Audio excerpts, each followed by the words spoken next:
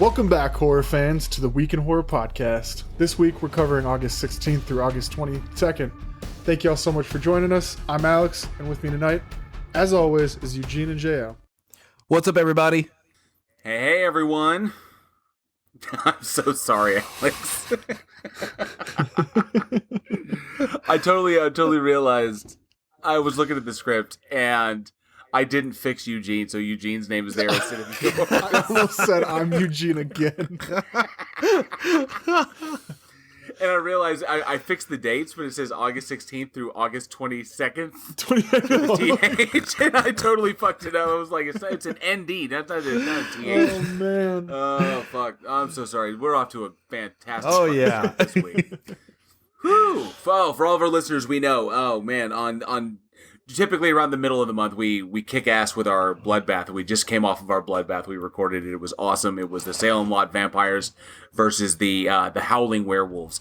That's going to be a really good one. We hope you enjoy it. But oh god, it just totally fucked me up. We spent so much energy on the bloodbath that we hope we have enough for the show. But I'm sure we do. We've got it. We are professionals. Yes, we are professionals. We do this not for a living, but for fun. Unfortunately. Yeah. Hopefully one day it would be great as we build the Week in Horror empire. Thanks to our lovely listenership. We love you guys so much for doing this. Lovely listenership.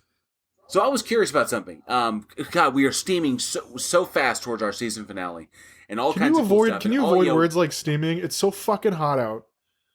It is so fucking hot out. And I know, and Alex, you work in maintenance, same as I do. Oh, but bro, you're doing I've been, construction and been building fucking fences and shit in the middle of the day, in the middle of the open sun. Oh.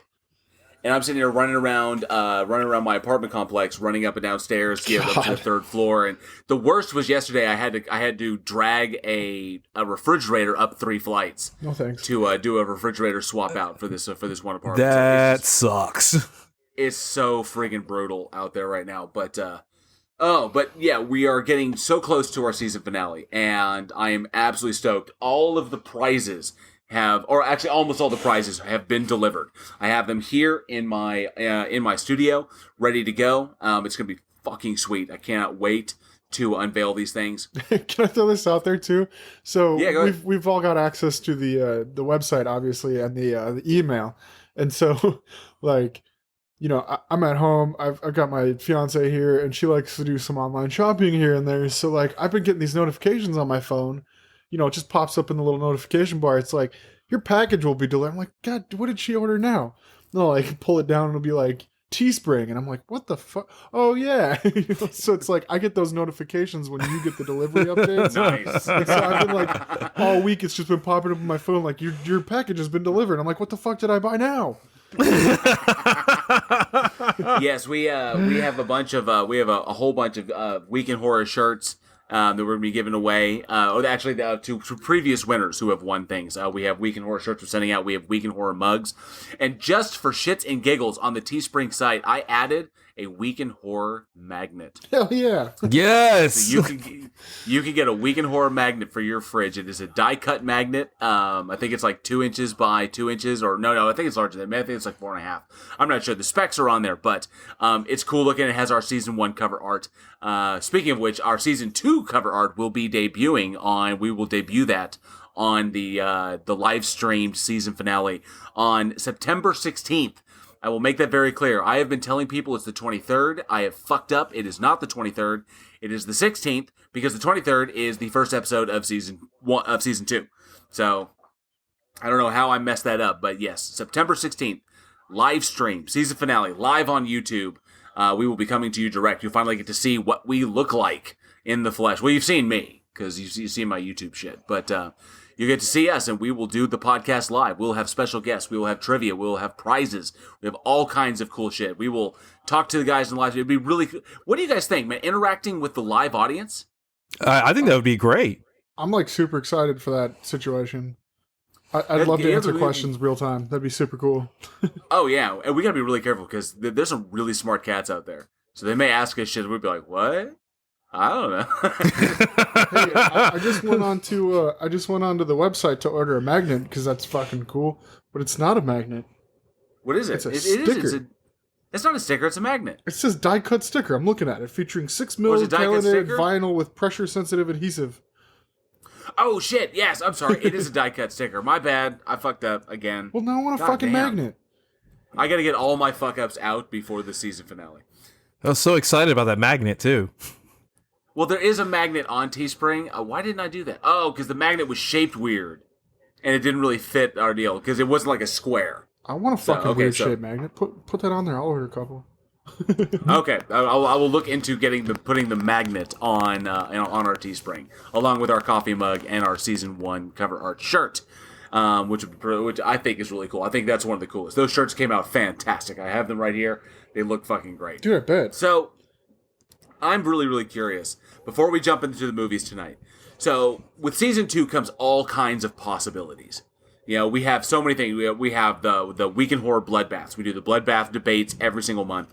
Anybody who listens on, any of our wonderful Patreons, or anybody on Anchor, has listened to our Bloodbaths. Those will be going up on YouTube soon, so that our YouTube audience can listen to those.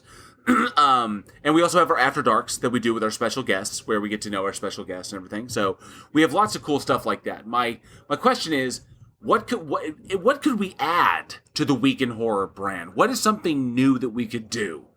Could we do another kind of show, or not a full show? Because Week in Horror, this show takes up so much fucking time in preparation and in shooting it. So the question is, what else could we do? Any idea? Do you guys have any ideas for additional content? I don't know. It'll be interesting to see how the live stream works, and maybe we can do a live stream, maybe once a month or something like that. Something that can make it more regular.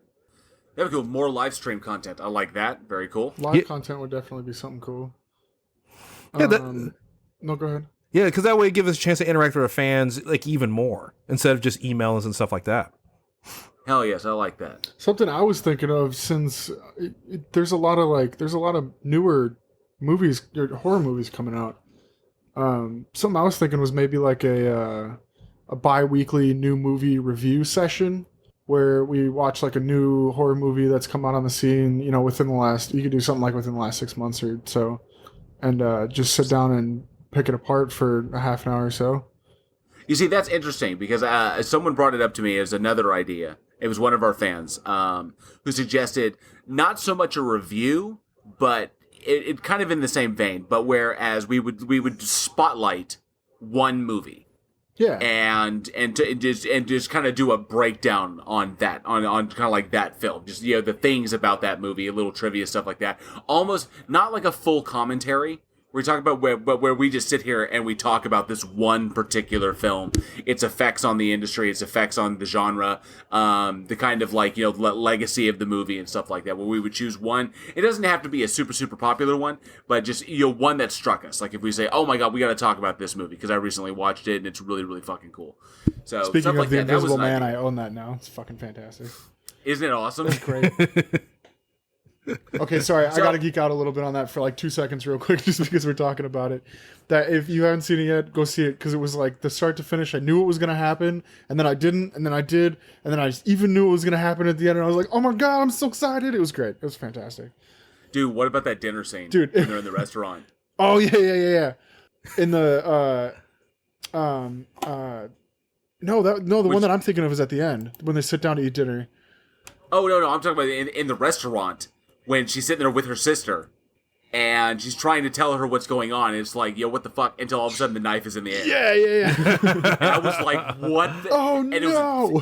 It was like thunk, and then boom, it was right in her hand. I was like, holy shit. Yeah, no.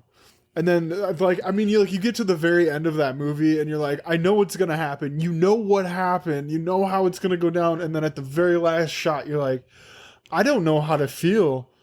Justified, but also not. I loved it. I thought maybe it was she absolutely was magnificent. the whole time. I don't know. I think it was absolutely a magnificent film. I loved the take on it.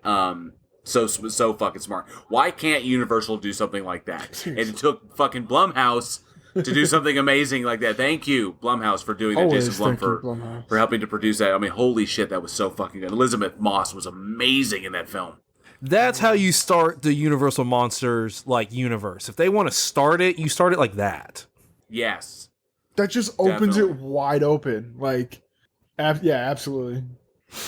Well, when it comes to new content ideas and adding stuff to the Week in Horror brand and other additional stuff that we might be able to do, I'd also like to get our listeners' ideas. Like, if you have any ideas or if you'd like to see us do something, if you want to see us do something new, to add something new to the Week in Horror brand, we got Week in Horror Bloodbath, we got Week in Horror After Dark, and we have the Week in Horror show. So if you'd like to see us add something new, something cool, shoot it to us, weekinhorror@gmail.com, or throw it in the comments down below. Whatever, any ideas that you come up with, we would love to entertain any of them. We will definitely discuss them. We have a second season coming up, and it is full of fucking possibilities.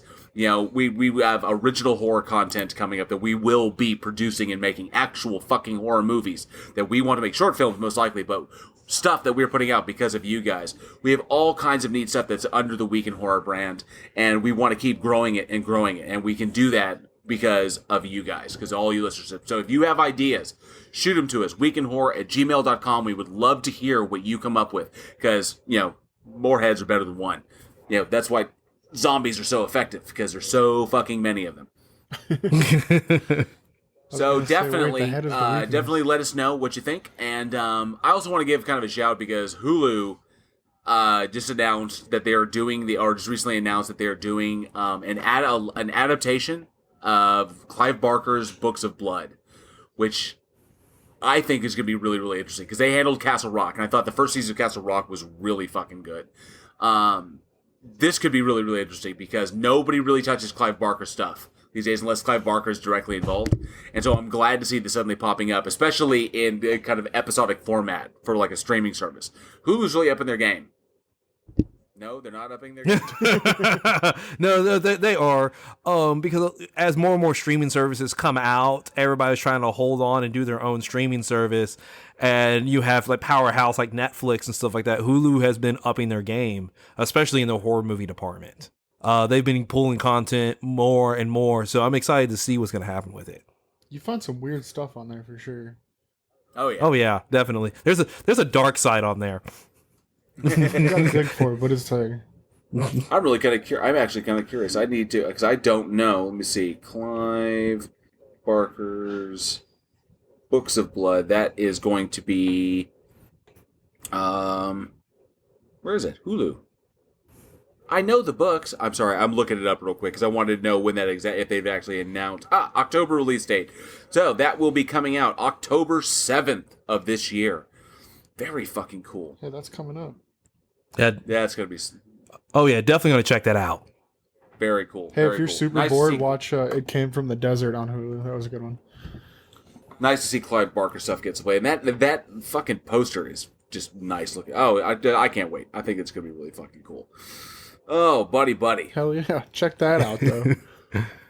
All right, we got a few classics to get to tonight. I think these are all considered classics. And Eugene, start us off with like a real classic. All right. This is definitely a classic that came out August 16th, 1985. And it is Return of the Living Dead. It is directed by Dan O'Banion. And it stars Clu Gallagher. I'm sorry, Clu Gallagher. And then Gulager. Clu Gulager. I'm so sorry. Week in Horror apologizes to Clu Gulager. Yes. And then James Karen and Don Calfa. I give you all the best.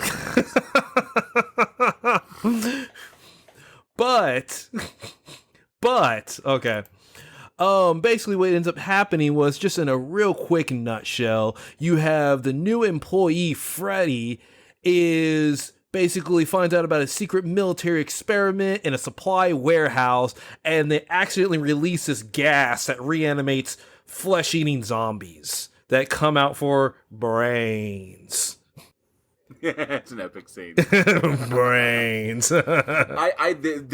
We've had so many listeners who wanted us to eventually get to this, and I think that's one of the killer things about this show is that we get to things chronologically. So there are a lot of fantastic movies we have to wait to get to, but I've been looking forward to getting to this one because there's so much backstory to Return of the Living Dead as far as how it was made. And what a lot of people don't, to give a little bit of backstory on that. So, Return of the Living Dead and George Romero's Night of the Living Dead. It was George Romero.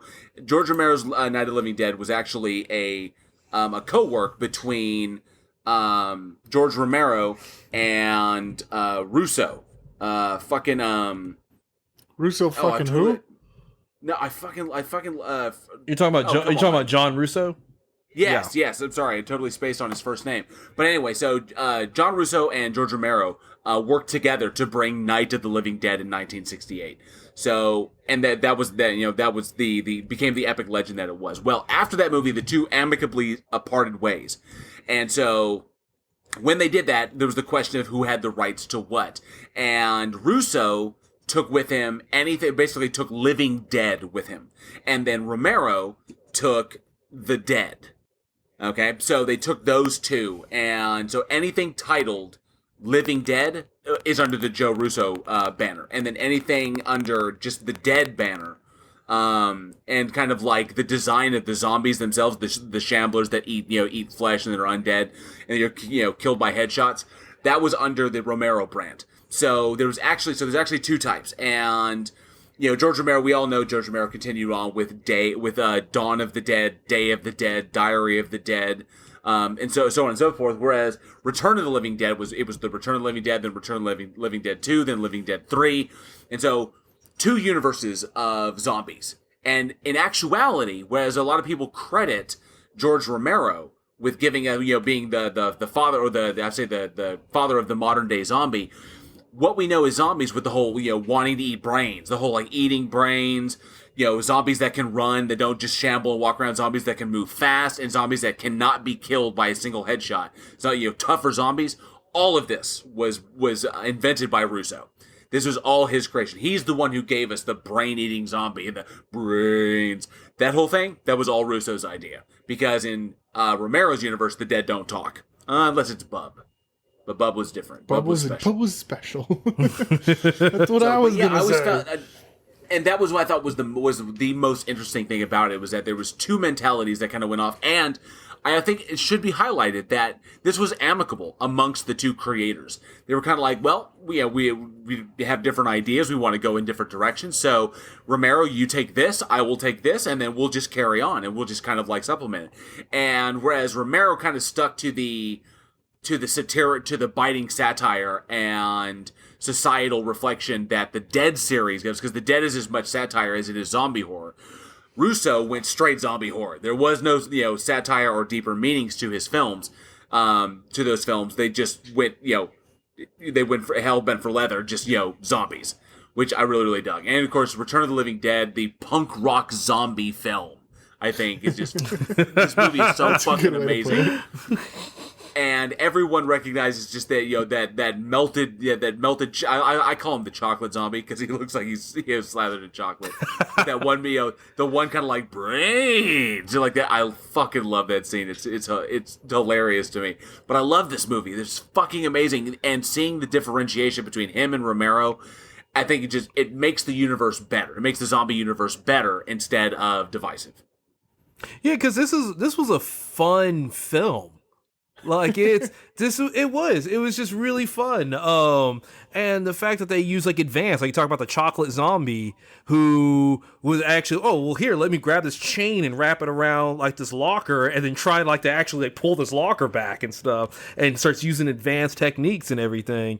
And it was a fun movie. Whereas when I look at things like Day of the Dead and Dawn of the Dead, those are serious horror films. Yes. And so, but it's interesting the fact that they both came from such an iconic film, and they both have equal contributions to the zombie genre. Because a lot of times when you have say two filmmakers split, one will go on the bigger, better things like Justin Timberlake, and then everybody else goes into obscurity. But the fact that they both have equal contributions, it's awesome. Originally, Return of the Living Dead, they wanted to, who was it, Russo and Tom Fox, producer Tom Fox, they wanted to shoot this thing in 3D. Was that a possibility back then? I think so. With the I think with the glass with the standard glasses, they with the red and blue. Right, obviously. I think that they could have done that, and they wanted Toby Hooper to direct it. Brian. I think that would have been interesting, but that would've been cool. but Dan O'Bannon was a fantastic choice because he directed oh shit because this was his first big film, and he was so excited to get onto it, and I know that Hooper backed out so he could do Life Force, which I don't disagree with because Life Force was a really, really good movie too. I actually enjoyed that film. But Dan O'Bannon really showed his chops, and I really, really enjoyed what he brought. You could tell a lot of love went into this production. Oh yeah, it is. I mean, it's a fun movie. It's a complete movie. Obviously, it had a clear vision of what he wanted, and it's just entertaining all the way around. It's like, so you're talking about like the punk rock. I guess I never really thought of looking at it that way. I always thought it was like comedy. That's like a real good way of putting it. It's this punk rock zombies film. You know, you got the A's, you got the colored hair, you got the cut off sleeves, and then you got the these zombies that could talk, which was just absolutely new. And you're talking about, okay, you've got these two types of zombies and stuff, but this really kicked off this whole. You've got this one type of shambling, you know, what was the first one? The Night of the Living Dead. You know, and jumping from the Living Dead and the Dead, and you get into this movie, and it kind of kicks off like, okay, so where do we go from here? You know, we've got this new way of doing this genre. How do we do it from here? And like you said, I think it really went. This kind of started. If we did not have this movie, this franchise, this whole storyline, I don't think we would have the zombies that we would see today. I think they would have stuck around. I think we would be behind. I think this really revolutionized the way that we were going to take a look at zombies. For that you can thank Dan O'Bannon because Dan O'Bannon did have a fair amount of work under there. He'd done work on several things. He was a big time. He was basically a writer because he wrote Dark Star. He worked as a he worked. He'd done some work on Star Wars, on the original Star Wars. He was a writer on Alien, Dead and Buried, and he actually worked on heavy metal as well. So he actually had some pedigree behind him. But Return of the Living Dead was his big directorial break. And so when O'Bannon accepted the gig after Hooper backed out, O'Bannon accepted the gig because on the one condition that he could do a rewrite. And he spent about 4 months rewriting the film. And it was O'Bannon who took the film away from the established kind of zombies in Night of the Living Dead. So he broke that away. And he's the one who inserted the black comedy and the kind of like morbid humor into that film to kind of differentiate. Because he didn't want to tread where Romero had. He had so much respect for Night of the Living Dead. He didn't want to tread on Romero's kind of Romero's territory. He's like, that's Romero's idea. We want to do something really, really that kind of pays homage, but we want to do our own thing. And so he, said he wanted to pay respect to Romero's work, and I loved that.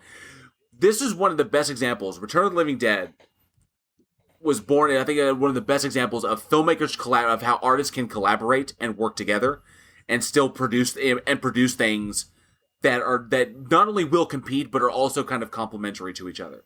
This is filmmaking at its finest, and of course, you would find it in the horror genre. This ain't your Max Brooks zombies, like. I know these things are fucking amazing. Oh, it's great. Oh yeah, I am more scared of Russo zombies than I am of Romero zombies. Oh, definitely. But there is that one moment in this movie that it's kind of like I feel bad for the zombies, and it's when they get that zombie girl and they tie her onto the the metal sheet. I can't think right now. And they're just like, oh, well, why do you want to eat us? Well, for brains. And then it's like, well, why do you want to eat our brains? And it's like, because it hurts to decay. It's like, oh. And I felt bad. And this is the only movie that I've watched that made me actually feel bad for like a zombie, because it's like, Imagine, we think of them as mindless and they're just on the rage, but it's like, imagine having all your pain sensors, all your nerve endings intact, but your body's decaying. There's nothing you can do about it. Like it took it to a deeper level for me. Then it gives them that personification that, you know, like, I don't even, what's the word for it? It gives them that, like, not even mortality. I don't know. It humanizes, human aspect. humanizes the zombies. Yeah, exactly. Humanizes them.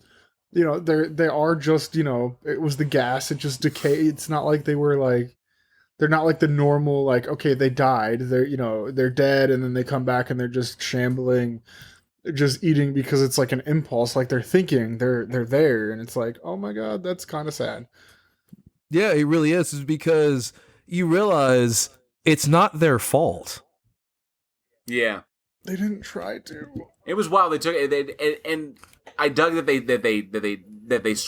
O'Bannon struck on that he was able to insert that and kind of, because it definitely makes it unique from that, because obviously in the Romero verse, there's no sympathy for those dead, and you can smell the social commentary all over those films. I like this because it stepped out of that zone and brought us a completely new vision. And of course, Alex, I think you're right that without O'Bannon's vision and without Russo backing him up, we would not have. I don't think directors would feel right playing in this sandbox if Romero was the only one who had really established it. If everything pretty much fell into Romero's kind of purview, even though he wasn't directing it, but Romero established the zombie thing. It was like, oh my God, this is what it is. Without kind of Romero's blessing and O'Bannon's creativity and what he brought to it, and kind of creating the modern zombie as it is, I don't think the sandbox would be very big. I think it would have stayed in that one, stayed in its lane and just been like the slow shambling zombies that are always metaphors for something wrong with society. It opens up as a full genre, because if it was just Romero, that would be Romero's thing. It would be, zombies would be a single villain that would basically just belong to Romero, versus now being a genre that any director can get into if they want to. Definitely, because now we can say Romero zombies, and people know which. We can say Romero zombies. We can say Kirkman zombies. We can say Russo zombies. We can say even Zack Snyder zombies, stuff like that. We Snyder zombies, because everyone's been able to add something new to it. Exactly. Now it's at a point, it's its own genre, and it's definitely super popular right now. We have zombie movies that are almost coming out every week. Ooh, Danny Boyle zombies. Yeah, Danny Boyle zombies. You hit one there. Yeah. But that actually brings a good question. We've been talking about Romero and Russo. I want to ask the audience, who do you prefer? Do you prefer Romero's films and his zombies, or do you prefer Russo's films and his type of zombies? Definitely let us know in the comment section below. Which one do you prefer, Romero or Russo? Or hit us up at weekinhorror@gmail.com. And I got to apologize. I think it's John Russo. I think I accidentally called him Joe at one point. I'm sitting here thinking back, because Joe Russo, I believe, is one of the directors of the Avengers. And I think it's Anthony and Joe Russo. Those are very different films. Yeah, very different films. And I think I accidentally, if I did call him Joe, I apologize. I know his name is John Russo. It's my bad. But I think I was speaking quickly, and I actually said Joe Russo. Was like, wait a minute, he didn't no, that's not right at all. So I will correct myself before I get any hate emails, but I probably will still get them. The hate comments are already coming. They're already posted. I know you corrected yourself, but fuck you. That was really professional of you. JL. Fucking asshole. I typed this comment before I heard the end, but fuck you anyway. I wasn't gonna send it, but fuck you.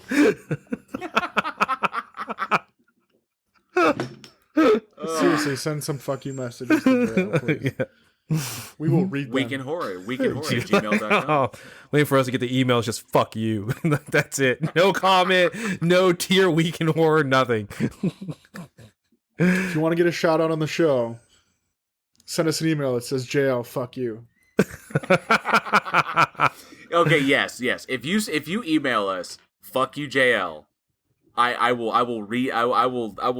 We'll do something. We'll do a shout out to every person who sends us an email. weekendhorror@gmail.com. Fuck you, JL. Oh my god. How did fuck you, JL become the goddamn theme of this episode? Oh man, because that's going to be our season 2 artwork is going to have Weekend Horror Podcast with fuck you, JL. Eugene and Alex. I tell you why. It's because I'm fucking up fast and picking up steam. I'm all over the place. God damn, I can't get my fucking shit together. Well, let's see if I can do it on this one. Our second film tonight, released August 17th, 1990, The Exorcist 3. Directed by William Peter Blatty, and from a screenplay by William Blatty, based on Legion, also by Blatty. He actually adapted his own book, starring George C. Scott, Ed Flanders, Jason Miller, Scott Wilson, Nicole Williams, and we love him to death, Brad Dourif. God, I love that dude so much. He's so awesome. So the basic plot summary of Exorcist 3, for those who have not seen it, following in the Exorcist franchise, 17 years after the events of the first film, Exorcist 3 ignores the events of Exorcist 2, The Heretic.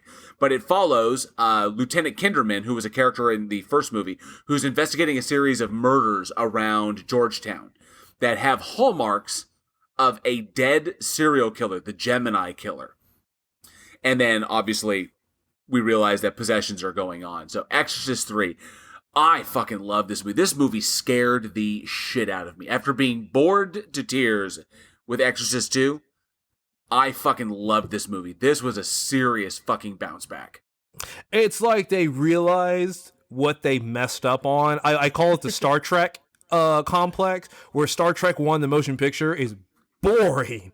It is boring. It is so boring. I love Star Trek. It is so boring. And then you get the Wrath of Khan that comes back, and it's like, oh, holy shit. Oh, wait a second. Oh, okay. This is Exorcist 3 did the exact same thing, where obviously the first one's a classic, and then it's I believe the franchise would have died if it wasn't for this one. Yes. You want to know what the crazy shit about this too? Because all right, you mentioned the Gemini Killer, you mentioned the Legion, the book.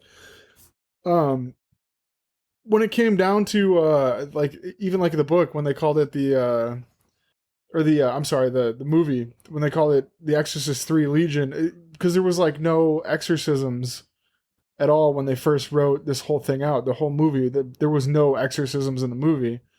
And so they had to like rewrite the entire third part of the movie, with Father Morning and They changed it around so they actually have to make it. Yeah, there was an actual exorcism in the. Morgan Creek. Morgan Creek demanded that they actually put a fucking exorcism sequence. Because like it was misleading, and like you said, it had nothing to do with the second film, and it was like, okay, cool, like yeah, but like you said, it was like the best film because 2 sucked. I mean, let's just put that out there. It was like, okay, 1 was great, and then 2 was like, why did you? You could have done something else. And then 2 just ultimately felt unnecessary. It wasn't like a terrible movie cinematically. It was just, it didn't make any further like movements in the first. It didn't do justice to the first movie. That's what the fuck I'm trying to say. But yeah, so then they had to rewrite the last third of this movie to put an exorcism into it. And even with the rewrite, even with that whole, it was a $4 million, redo on the end of this. When they got through it, I believe that they did the the trilogy justice. By the time it hit 3, I think it watching this one, it was like, okay, I can get behind this as an Exorcist movie. Oh yeah, definitely. Because 2 was, like you said, it was just unnecessary. It was just like, no. So then for those who want to see it, I know that because Blatty was really, really annoyed with fucking Morgan Creek wanting to make last minute changes to the movie, adding the exorcism sequence to the climax. But a really cool company, their Scream Factory, actually released a director's cut that was closer to what Blatty had envisioned. And I believe that came out in like 2016, I think 2017, one of those. But they actually were able to kind of assemble the film closer to what Blatty wanted. So that's a really cool version if you want to see what the director originally had in mind. But they did save the franchise. Now, of course, unfortunately, Exorcist, Exorcist Dominion and Exorcist the Beginning, both of them not really great because after Exorcist 3. And of course, that the climactic finale of that, it was difficult to decide where to go. So they tried to do a prequel, set it up, and it just I don't know if the franchise really knows where it wants to go. But this one definitely did salvage the franchise, allowed it to continue. We wouldn't have the Exorcist prequel or prequel to the Exorcist. We wouldn't have Dominion and Beginning if it wasn't for Exorcist 3. God, fucking amazing. Thank God for Blatty, but fucking Warner Brothers fucked that one up. Yeah, that's true. Yeah, but hey, by the way, we're gonna go behind your back and fucking just ruin everything for you. No, I got it, guys. I'll fucking fix it. Sometimes the director's gotta fucking do that. But I'll tell you, man, and I know, Eugene, you have a special kind of respect for shit like this. There is the one scene, I always cite this when I talk about Exorcist 3, the one scene in this fucking movie. So it's the classic scene, and anybody who's seen it knows the one I'm talking about, where you have the nurse, and the nurse is checking the different rooms, and then you have the killer in the sheet with a knife, and... Well, it wasn't a knife, it was those fucking shears. Yeah, shears, something, yeah. Fuck, dude.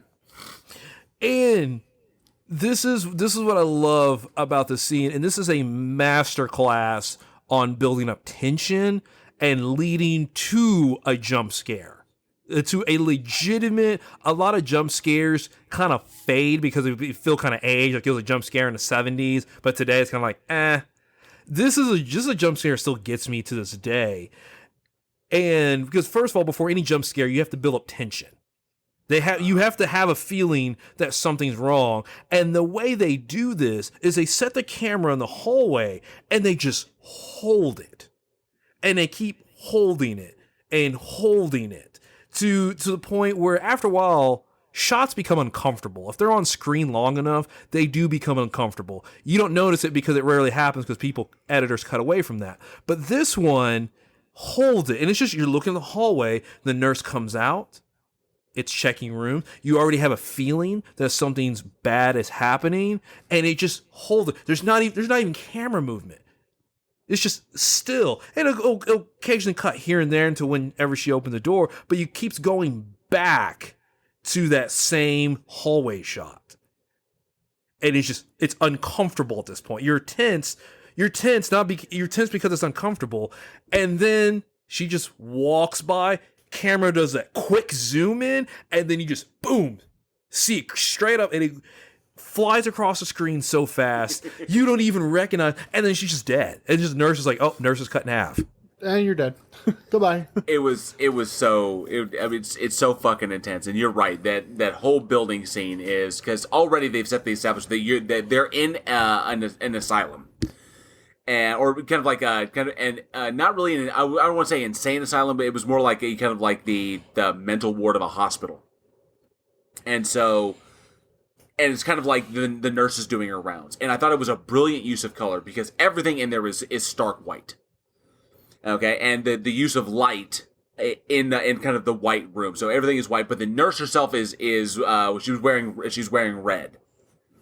And her little white nurse's job, and it forces you to focus on her because everything looks so sterile and so clean, and she's the only thing that's moving because she's basically just doing her normal rounds. She's going from room to room, she's checking to make sure everybody's asleep, and she's just doing a thing. She goes into a room, and that's where it builds because already you've been running around this kind of environment, and it's already you already feel uneasy. Because there's crazy people everywhere. And then there's a murderer somewhere, but the murderer is supposedly dead. And then, and Brad Dourif is doing his crazy shit. And then you have this scene. And so the nurse is doing her rounds, moving from place to place. She walks into a room. She's there for, is something going to happen? What's going to happen? I have no fight. Then she comes out, closes the door behind her, moves on to the next one. And it's just like the tension and then, wait.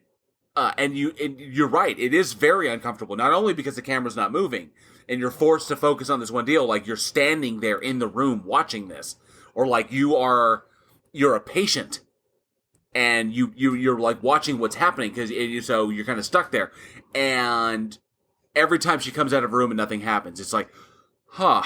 But then it builds again, and it just kicks the emotional fuck out of you until all of a sudden that bam, that fucking zoom.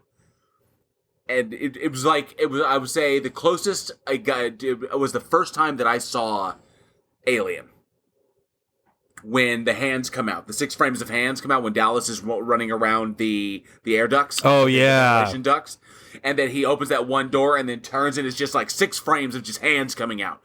One of the scariest moments in that movie. Boom, and then it was gone. No violence, no blood, no gore, no nothing. Just hands coming out.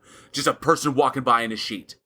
And then just a few frames. And that is how you create a terrifying moment. The subtle use of color. The brilliant use of a camera. Or, in this case, kind of non-use of the camera. Because they just set it.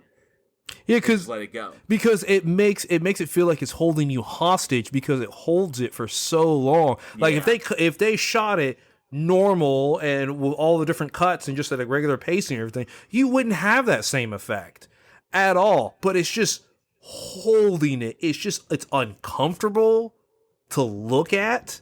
It's uncomfortable. When you're in that frame where you're looking straight forward, it's like you're sitting there, and it's like, okay, now I want to look behind me, but you can't. It's like, okay, but what's going on behind you? Okay, wait, now there's something sneaking up behind you, but there's not, and it's like, oh my god. But yeah, it's like you're stuck. You're prisoner to. You can't turn around. You can't make a move. What's gonna happen next? Yeah, you're stuck. You're right. The shot holds you hostage. Oh, and it was the fact that it was like it was a long shot down that hallway. Yeah, that one. That was another thing that really plays into it because one of the best effects in film, one of the best kind of like little effects in film is the lack of depth. And so you don't typically know when you have a straight on shot like that and the camera is not moving and you don't get a sense of spatial awareness that you're looking at a 3D image projected on a 2D screen. And so the cause of that is that you don't really have any sense of depth within the camera, which is why stuff like in Lord of the Rings works. When you have Frodo and Gandalf sitting together and it looks like they're sitting across from one another, but they're actually not. Like, Frodo is set actually quite far back, and Ian McKellen, so Elijah Wood is actually like 6 feet from the camera, and Ian McKellen is actually like 2 feet from the camera. But the way the camera moves in the dolly, and the way the table is set up, and because there's no depth, you can make it look like the two of them are across from one another. So just really, really interesting stuff like that. But when you have a long depth shot like that, everything you can't tell how far away the girl is because there's no real there's no real comparison points. And that was, I thought, was the brilliant use of, and that's where blocking comes in, because that one had to be, the timing on that blocking had to be perfect, because the girl going from one place and the amount of time she spent in one room, and then the amount of time she spent in this room, and how long it takes her to cross a hallway, to be completely natural but also be well timed. Because, and I think that shows Blatty's phenomenal mastery of creating suspense and knowing the timing of that. Because just like in comedy, timing is everything. In creating tension like that, you can't hold too long, you can't hold too short, because you'll miss that payoff that you're looking for. And God dang, did this scene have a payoff? Oh yeah. It still gets me. It still gets me to this day. And I've seen it no less than 50 times, and it still gets me because it's so fast, and it almost feels too real. Like you could be walking along, and all of a sudden it's just you're done. Yeah, because I don't like that. That's what gives me nightmares. Like, if someone was there and was waiting for you to pounce on you, just waiting for that moment when your back is turned and you're walking by, and then all of a sudden, boom. It can happen. It felt it because like you said, you're held hostage. You're in the scene. You can't move. You're stuck there, so you are engrossed. You can become enveloped in that moment, and then all of a sudden, boom! This happens in front of you. Just like you don't even see the carnage going down, but you know it's happening. It still gets me, and that definitely anybody looking to write scenes like this, take notes. Watch what Blatty does with both his talent and his camera and his lighting and his wardrobe choices. Everything went into it. I'm not going to say The Exorcist 3 was made specifically for this scene, because there were a lot of really cool stuff, like the back and forth when the demon is possessing the priest in the I would say the killer is possessing the priest in the cell, and then it keeps going back and forth between the priest and the killer, stuff like that. There's interesting shit like that, but this scene makes this movie. And of course, old person crawling on the ceiling and shit and all kinds of Oh, yeah. because the demons jumping around all over the place. But there's a lot of really cool stuff in this, but this one will get you every time. God, it's always in anything that's called Legion. There's always an old person fucking running across the ceiling. An interesting little tidbit about this. So the killer in this, the serial killer in this, was called the Gemini Killer. Gemini Killer, right? So for those who don't know, this is a little bit of real life stuff. So Blatty named it the Gemini Killer, and obviously for those who are versed in true crime, very similar. There's similarities there to the Zodiac Killer. Well, there's a reason for that, because in one of the Zodiac's letters, he had the real Zodiac had expressed a fondness for the original Exorcist. He talked in one of his letters how he'd gone to the theater and seen The Exorcist, and he said, it wasn't superb. He really enjoyed. He enjoyed. He said, I think I can't quote the letter verbatim. I don't have it in front of me, but the Zodiac expresses admiration. Sure, you don't. That's something the Zodiac Killer would have. But but the Zodiac Killer, the legitimate Zodiac Killer, expressed his fondness for the film. So Blatty, when he found out, and of course the FBI had validated that it was actually written by the actual killer, Blatty was like, wow, and so named his killer in Legion, and of course in the movie, the Gemini Killer, in kind of a hat off to the real Zodiac Killer. Which is scary, because obviously they had the huge manhunt going on with the Zodiac, and then to just be like a filmmaker and be like, by the way, I like your movie. That's creepy. Yes, I'm writing the police and the newspapers to threaten to kill more people, and that I have a higher body count than they do, and they can't do anything to stop me. Oh, by the way, Blair, I really dug your movie. When I just a hard day of killing, just slitting throats, dropping bodies, man, I go home, I fire up a bag of popcorn, and I watch The Exorcist 3. Really warms my heart. I've never seen anything so funny. The Exorcist, not The Exorcist 3, because then, they probably even talk to each other. I bet you there were correspondence. This is a fucking conspiracy theory blooming right here. Hold on. I gotta write this down. William Friedkin and William Blatty were in touch with the Zodiac Killer. Blatty was the Zodiac Killer. Oh, shit. Blatty was the Zodiac Killer? He's probably like, man, I gotta write this movie. Man, I'd really like to see, okay, so would that work out? Let's go try it. Okay, that did work. Cool, we're gonna put it in the movie. But yeah, a little tidbit of trivia there for people who don't know that, the Zodiac Killer was kind of a tip of the hat to the real Zodiac Killer, because Zodiac Killer was a fan of the original Exorcist. Really interesting stuff. Apparently a lot of serial killers were fans of The Exorcist. Oh, no telling why. I wonder if Blatty was like, so Zodiac Killer, how would you kill a nurse? And he's like, let me tell you. I've got some ideas. Indirectly fucking wrote the movie. That'd be great. Oh, man, but I'm very curious. I want to ask our audience. Of all the Exorcist films, there have been 1, 2, 3, 4. There's 6. Actually, technically say 5 and 6 are technically the same movie. But when one version of the movie failed, they re-released it under another title, and they remade it. They basically were telling the same story. So technically, 5 and 6 are technically the same movie. But there have been 6 Exorcist films. What's your favorite? Now I know it's probably going to come down to 1 or 3. But there might be some fans of Exorcist 2 out there. There might be some fans of the prequel. So who knows? But let us know. weekinhorror@gmail.com. What was your favorite entry in the Exorcist franchise? And Alex, we're going back in the Wayback Machine to 1 year before Marty McFly. Oh, shit. Yeah. But yeah, we're going back. a particularly awesome movie. I'm so glad we finally got to this one. What do we got? We have Night of the Creeps, came out August 22nd, 1986. I was but a twinkle in my father's eye at this time. You were but a swimmer in his nutsack. I guess this is a whole podcast became going fucking brutal. Eugene wasn't expecting that one. Nope, did not see that coming. We talk about horror movies. Sperm in his vesiculars. Swimming in a sack. I don't know why I did a hand motion when I did that. No one can see me. I did the hand motion. Wait, was it a ball twirl or was it like the jerk off motion? It was like the Homer Simpson one where he had like hands behind his back. This movie came out when Alex had nothing but an intimate knowledge of a vas deferens. Hey, this is the vas deferens, and I had a sweet tail. Anyways, this movie was apparently the best tale.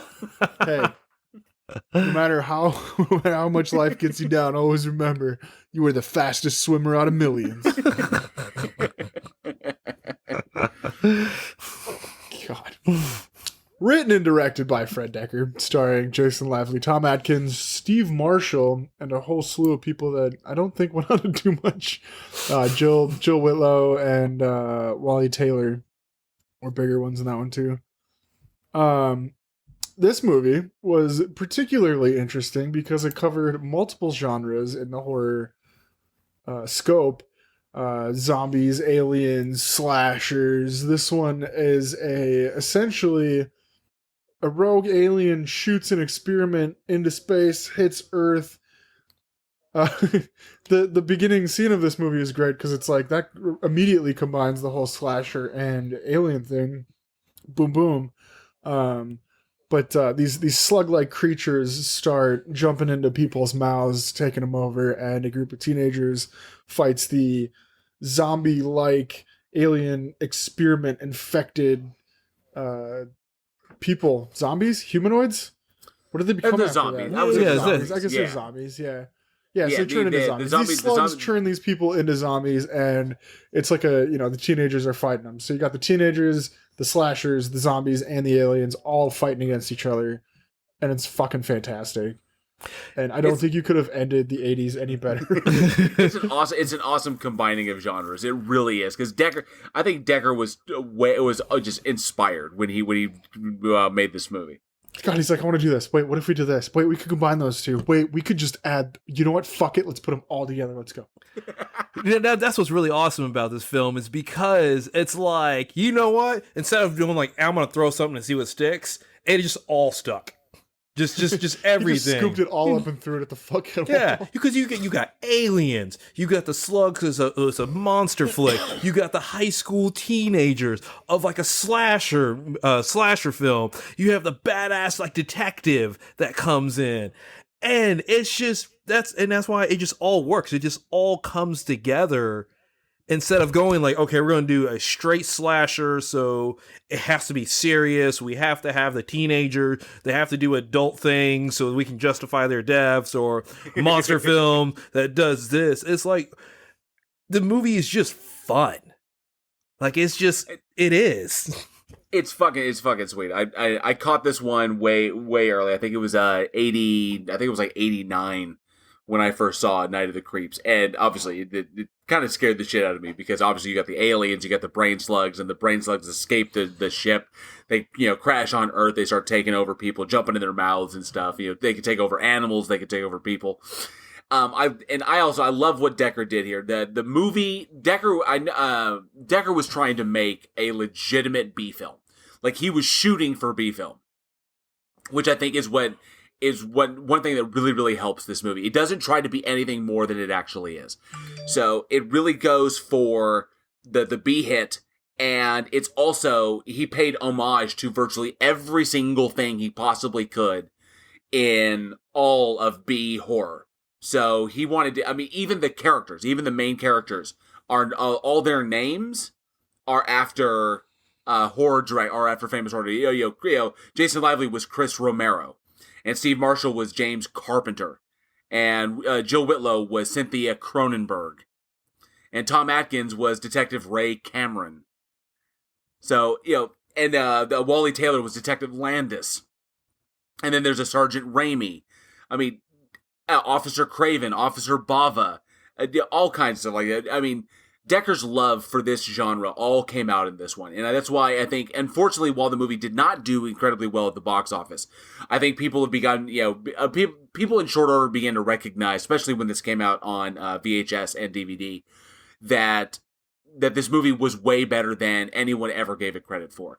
And I got to give particular praise to Tom Atkins, who had some of the best fucking one-liners in this movie.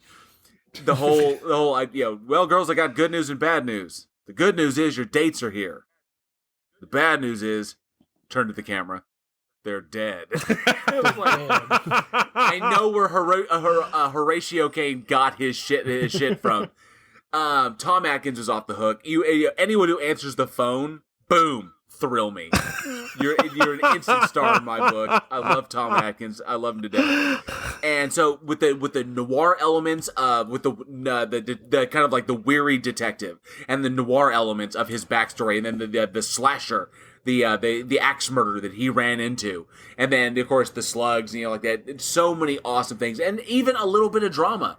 The whole thing when the lead character's paralyzed friend is it's basically trapped in the bathroom with the slugs running all over the place, and then one gets him, and then before it fully takes over his brain, he's able to walk again. And I love the dramatic elements that were brought in. It gave weight to it, and of course the badass scene when your prom date has a fucking flamethrower on. I mean, come on, that's awesome. That's fucking awesome. You put a flamethrower on anything, it's fucking awesome. Except World War I, that was really bad. Yeah, except for World War One. World War One was bad. But you're right. This movie knew exactly what it was. It didn't try to be any less. It didn't try to be any more. And it nailed it. And one of the things we've talked about on the podcast before with filmmakers, know what your film is. You don't have to go shoot for the Oscars or all this other kind of stuff. Just know the vision you want and go for it. And if your vision is good, you will find an audience. Oh, yeah. He wrote the script in a week. Really? Yes. He knocked this out. And when it was going to be produced, he demanded to direct his own script, which doesn't happen very often unless you've got serious clout. But he's like, no, I wrote this thing, and he wrote it in a week, and he's like, and I'm fucking directing it.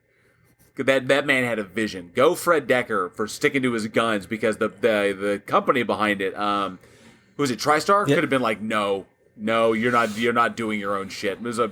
They had faith in him, and he was so dedicated to the vision that he wanted, and this is where the real love for the genre comes out, when you can see, and I don't know why you do not see this very often in other genres. I mean, I will say Cameron. You'll see that because Cameron throws every ounce of himself into everything he does. Terminator 2, Aliens, hell, even Piranha 2. Piranha 2, and I know we'll eventually talk about that one, you can feel Cameron all over that. Just his dedication to making sure, this, they're flying piranhas and it's silly, because a piranha is mated with flying fish and it's silly. But it felt like a Cameron movie. Like, every single scene was designed specifically to advance the storyline, to advance the plot, to scare people. And but unfortunately in many genres, you don't get a lot of this, the deep love that Decker obviously had for this movie, that horror film makers. Like, I'll cite, like Billy Pond, okay, who was one of our best special guests, with his Cowboys of the Dead. Whoa. What? I was just putting him over. You're right. He's great. Oh, Billy is fantastic. Oh, yeah. And when we were talking to him, you could tell his absolute love for the genre that he works in. Oh, no, he's great. And if you haven't checked out his shit, go look at it. I've been watching some of his stuff recently, actually, and it's been fantastic. I'm like, fuck yeah, Circus of the Dead? Dude, Circus of the Dead. Yes. Okay, and the love Sorry, that... just went fucking left field there, but... That's, I think, what draws me to the horror genre. I think draws all of us to the horror genre. Is that working in this field, I think more directors come from a place of love of the genre instead of a place of, I'm making a movie to make commercial money. Exactly. Because the money can be there in horror. You wouldn't have legendary directors like John Landis, John Carpenter, I could name it George Romero. You wouldn't have these legendary directors if it wasn't possible to have a career solely in horror films. But these people weren't out here trying to like just grab money. That's the thing. It wasn't like a cash grab it's not. They went out here like, fuck it, I'm gonna make this movie. Fuck you. I don't care what you got to say about it. I'm gonna make it. If you like it, cool. Buy it up so I got some more money to fucking make more movies that I love. And they don't get stuck up. And like we talked about Stephen King at one point earlier tonight. And it was like, he never like took, oh, look at me, I'm this big flashy celebrity. He's like, no, I'm gonna take this money and I'm gonna fucking keep doing what I love. I don't give a shit what you think about it. Now I've got money to back it up, so it's gonna be cooler. But this is my vision. If you don't like it, fuck you. Yeah, because the thing is people enjoy doing it. When you have Sam Raimi just sees a cabin in the woods that's missing a wall and goes, fuck it, I want to make a movie here. Fuck yeah. And that's it, because in horror movies, you're not going to get high accolades from the Academy Awards and Sundance and all these other, high level film festivals. As a horror film, it's hard to get into any of those. It just really is.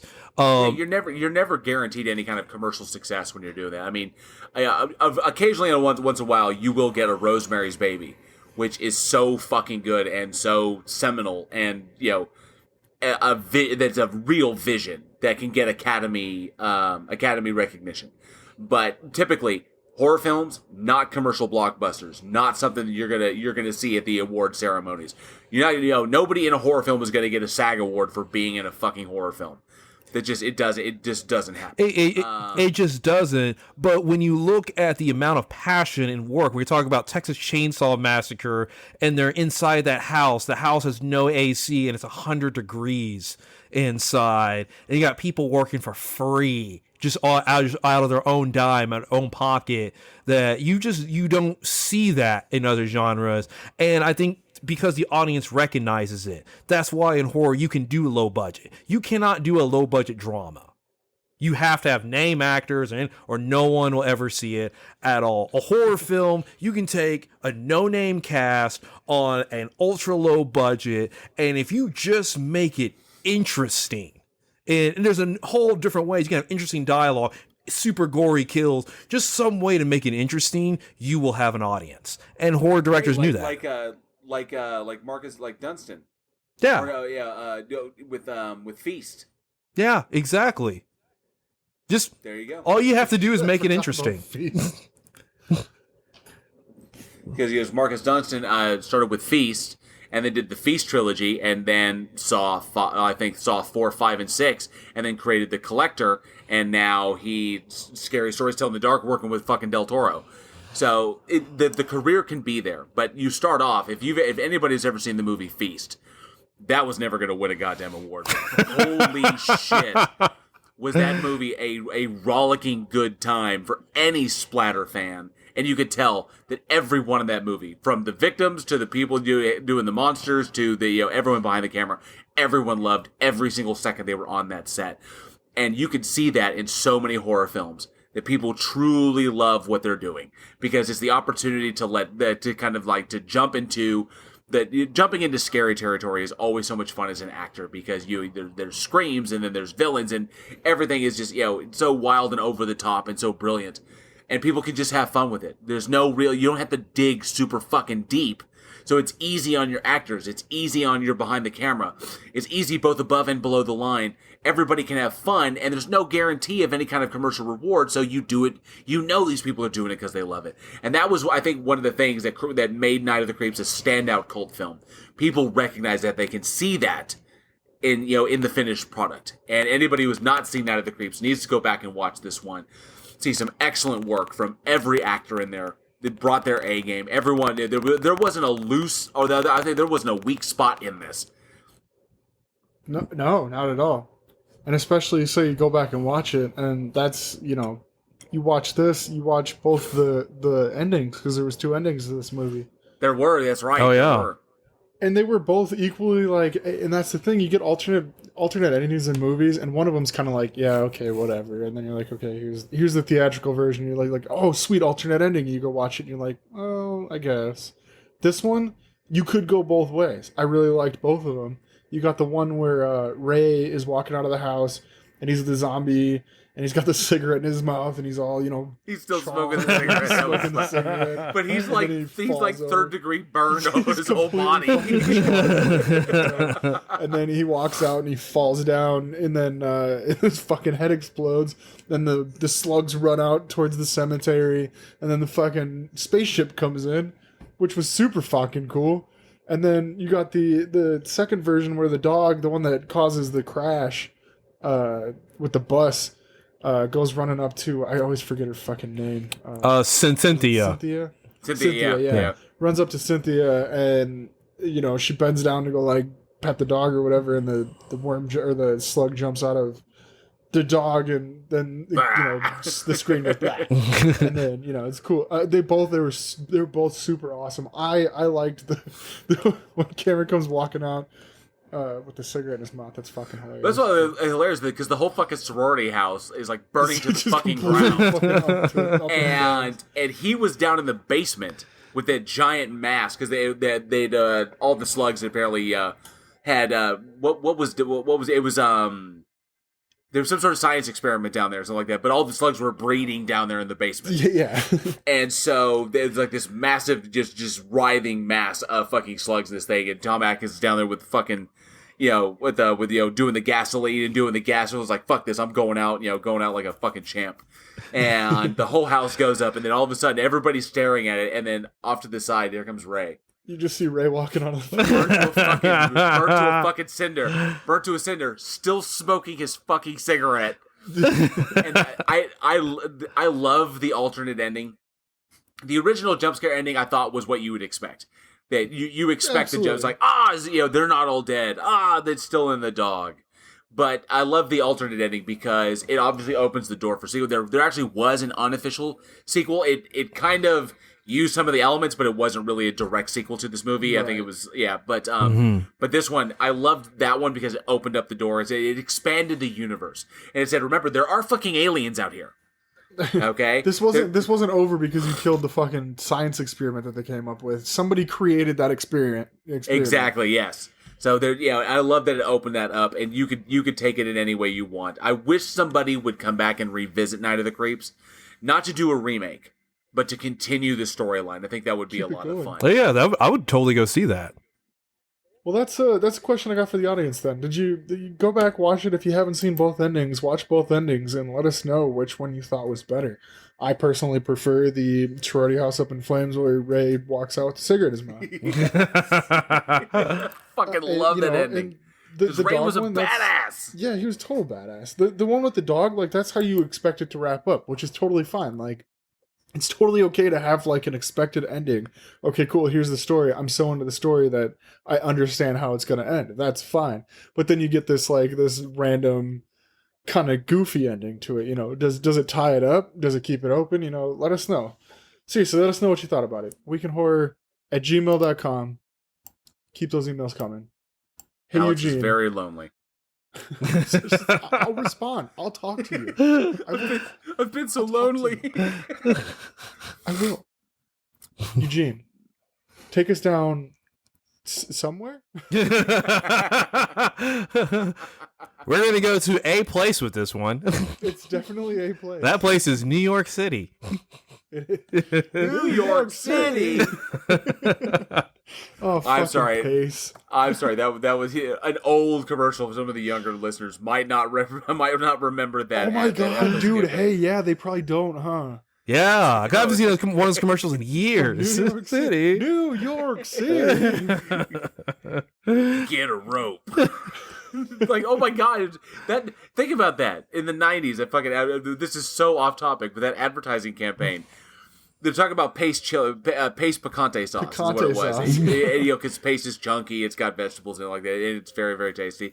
And it's like and then they bring someone in, and then someone was just like, where's the picante sauce? Well, I've got this stuff. It's made in New York City, and all the cowboys are like, New York City. And then one cowboy's like staring at us like, get a rope. And I'm like, they're gonna hang this fucker over picante? Are you out of your mind? You live in Texas. You understand the We take things seriously here. we have Texas listeners like, yeah, the fucker we would hang him. Yeah, hell no. You don't bring that New York bullshit here. That's like, hey, I'm from California. That's it. Everybody got quiet. Oh, that always struck I'm me, not but personally yes. from California, but you know what I mean. Texans, never mind. I guess you guys are too old for that one. Oh no, we're not. No. I got it. Oh, it was that bad. So Eugene, what do we have for our last film? So released August 22nd, 1997, we have the film Mimic. And it was directed by the genius Guillermo del Toro. I didn't pronounce it right. Guillermo. Guillermo del Toro. Yeah, there you go. And starring Mira Sorvino, Jeremy Northam, and Josh Brolin. And I gotta get some other stuff. Okay. Because Charles S. Dutton was in it. Oh yeah, okay. Charles S. Dutton also. Giancarlo Giannini. I I wasn't going to be able to pronounce that one. I wasn't. We're skipping it. And F. Murray Abraham. F. Murray Abraham. Dr. Gates. For those who watch The Simpsons. F. Murray Abraham. So basically, it's a cockroach plague that threatens children in New York City. So a biologist creates a new set of like cockroaches called the Judas bug that they introduce into the environment to try to kind of quell this disease, but craziness ensues and they begin to like mimic people and stuff. Giant cockroaches that mimic people. Fucking hate it when that happens. So do I. Fuck cockroaches. Goddamn science. Damn it, science. Who wants to evolve a cockroach? Who wants to evolve a cockroach like anyway? They're big and they fly and like I really like Mimic for despite the film's shortcomings. And obviously this is one of there's a story behind this film that leads to that will explain some of the shortcomings of the movie. But I love this film because of the vision of Guillermo del Toro. Now, at this point in Del Toro's career, I think he predominantly, I think a lot of people have seen his Spanish films. This is pretty much where he got his start. I think Kronos. I think, do you guys remember that one? I remember the name. I don't think I ever saw it though. Yeah. So Kronos was his vampire film. Yeah, we've talked about it before, like just a little bit. Yeah. Okay. Yeah. That makes sense. So I know a lot of people knew him from that because he'd done that one and of course The Devil's Backbone. So he comes over and Mimic I think was his first real opportunity to work in with a major Hollywood studio because he was working with Miramax at the time. And I'm sorry, this was his second film. Devil's Backbone actually came after Mimic. So, but yeah, he did work on Kronos, and then he landed Mimic. And you see, nowadays we recognize Del Toro's work. Obviously with Pan's Labyrinth and Crimson Peak, and the stuff that he's worked on, and the influences in Hellboy. Obviously, Hellboy, he's all over. You could see that was just his universe right there. And Mimic, you can see hallmarks of this, and I absolutely love it. And it kills me that Miramax put such a damper on Del Toro's vision and what he imagined, because Del Toro's monsters are always fantastic. I love how he takes from, I would guess, from fairy tales and as well from science fiction, and just this seamless blend of both universes, and it's so unique. And unfortunately, you can see where Miramax really hampered it. But his fingerprints are all over this. And for an early Del Toro flick, while it doesn't have the flair and the obvious vision that like Kronos did or Devil's Backbone or Hellboy would have, I thoroughly enjoyed this work because the cast was small and cohesive. We also, this was the first one we actually got Norman Reedus. This was his Hollywood debut. Mm-hmm. And why Norman Reedus kept showing up in Del Toro movies like Blade 2, because Norman Reedus was in that. Mm-hmm. But I really, really enjoyed Blade seeing. Oh god, shit. Sorry, I had to go back there in Blade 2. I was like, wait, what? And then Yeah, Norman Reedus was in that. no, yeah, I guess I was like, fuck. And I love love going that guy. back and seeing, because this was like young Del Toro, and seeing where he was going, because you can see where his vision stems from. And for anyone who has not seen this one, it's a fun little monster romp about genetically engineered bugs that go out there and they're released into the world, and then they evolve quickly to start preying upon humans by being able to mimic them and kind of look like them in the shadows and everything. But they're giant fucking cockroaches, and they eat people. I'm surprised that shit hasn't actually happened in real life, honestly. 2020 isn't over yet, so Hey. Oh God. We still have 4 Talking months about to jinxing go. that shit. We're probably the only motherfuckers that were like, hey, what if cockroaches started mimicking us in 2020? We probably just fucked that up. Thanks, guys. I'll put you down in the apocalypse pool. All right. Apocalypse bingo. But yeah, you can. I think for anyone who's a lover of Del Toro's work and getting the opportunity to see his early stuff, if you go back and watch Kronos, because Kronos, established his relationship with Ron Perlman, and you could see that the very young and very hungry Del Toro and the story that he wanted to tell, because Kronos was so brilliant. And of course, the lead actor in that, it was a Spanish actor that he wanted to use and mimic, but unfortunately he just couldn't make it happen. So he went with Giancarlo Giannini, who is a personal favorite of mine, the badass Charles S. Dutton. And he knows how to use his sets. He knows how to create his monsters. He has such a unique vision. And I don't think Miramax really appreciated it. I really don't. Miramax and Del Toro, man. We're going to use Miramax, because it was Miramax and not a specific individual who was involved with Miramax. You know what? I mean, we can kind of even go into that because it all kind of goes full circle. You're talking about the Weinsteins and Miramax and Del Toro in this situation, and with all the shit aside, when it came down to working with these individuals, Del Toro specifically said, I really hated the experience. He said, my first American experience was almost my last because it was with the Weinsteins and Miramax. And he went on to say, 2 horrible things happened in the late 90s. My father was kidnapped, and I worked with the Weinsteins. And I know which one was worse. The kidnapping made more sense. I knew what they wanted. And so it came down to... Wow.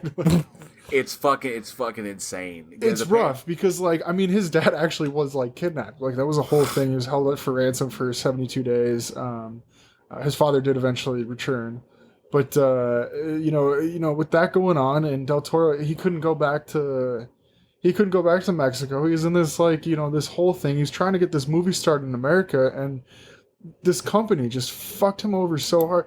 And like he said, he did not know what they wanted. They changed their mind every fucking second. They had their hand in every single... They did not let him do what he wanted to do.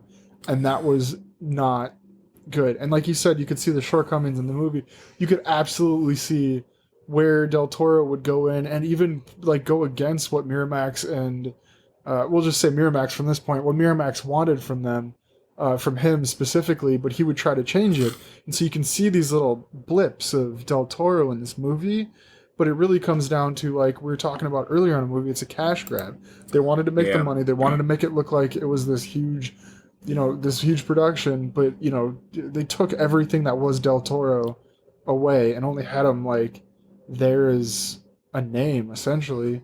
Hey, we've got this, this big this upcoming... director, here's his name, here's our movie. See, that's the thing that kills me. If you're trying to, given what we know about Del Toro now and the work that we have seen him produce, and loved across the board, I can't think of a single thing that he has dropped the ball on. I love him as a fantasy director. I love him as a horror and a sci-fi director. And to imagine Del Toro trying to shoot this movie. And, I will say his name. I don't want to give him a platform, and I know that, people are sick and fucking tired of hearing about his ass. But this story kind of conveys how much of an asshole he was. But Harvey Weinstein, was not pleased with the early footage of the film. He thought it wasn't scary enough. He said because they wanted a straight horror film, and Del Toro was bringing in he was focusing a lot more on the science fiction, a lot more on the science, and with horror elements. But they wanted a straight horror film, and trying to imagine a young Del Toro, his first time dealing with an American production company. Kronos was absolutely amazing, and he was just lauded overseas. So they bring him over here, and fucking Harvey Weinstein, thinking that he can go into... Basically, the story was that he stormed onto the set while they, in the middle of production, and thought that he was going to walk in there and teach Del Toro how to direct. Huh. Wow. He taught him how to fight instead. Yeah, and it got so fucking bad that Mira Sorvino, your lead actress, has to intervene in between her director and her fucking producer to save the goddamn movie. And most likely, if anybody has heard Mira Sorvino's story and her dealings with this asshole, you can kind of see how things, the pieces start fitting together, how things kind of happened, because they were going after Del Toro. Sorvino believed in Del Toro's work, and she came to his defense, and then the shit is fucking insane. Like I remember the quote, Del Toro's quote, that this was the most. I think he used the word awful. It's like awful, awful, awful experience for Del Toro. And thankfully there were people out there who appreciated his work, and he brought us Hellboy. I fucking loved Hellboy, and all the other films that he's brought us. Everything up to Scary Stories to Tell in the Dark. The fucking the work he's done with Chuck Hogan on The Strain. And one fucking asshole almost spoiled it for all of us. Seriously. And that was thank God for Del Toro, because he did so well that he didn't really have anybody pushing against him. And then this happens, and like I said, the Weinsteins taught him how to fight in the way that they had these rules, all these rules, and one of them was like, no violence against animals or children. It's like, okay, this is a fucking horror movie, first of all. And, you're talking about, a bug. It's not going to discriminate. You can't, so it got no violence against animals or children, so he decided to film a scene where 2 children and a dog died just to rebel against... Dude, it was straight up that the fucking thing was eating that dog. It was just like, what's going on? And then, and then he said, I don't know if it's much of an achievement, but it felt like one. Go for it. You got to fight against people like that. And thank God he did, because we got a lot of good stuff out of him after that. And see, this is one thing when we talk about, earlier we were talking about horror directors, and Billy Pond made this comment. He liked doing low budget horror films because it was his film. He had final say. He didn't have an asshole on top. I'm not saying all producers are assholes. There are many great producers out there that respect directors' visions, but this happens sometimes in Hollywood where you get hired on as a director and the studio interferes and can completely destroy a film. The studio that did Alien 3 went to David Fincher 20 years later and was like, would you like to do a director's cut? And David Fincher told him to fuck off, because he had such a horrible experience. David Fincher disowned the film, and that was his first big film. But you can kind of see how horror directors can go back and say, well, if I keep it low budget, I can do it the way I want, because we were talking about Night of the Creeps.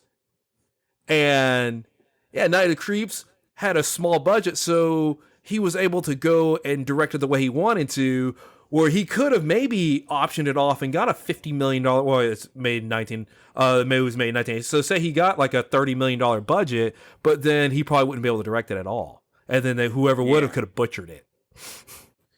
I think the same thing happened with Romero, because Romero did, oh god damn it, we talked about it beforehand. Romero directed his first major studio film, Monkey Shines.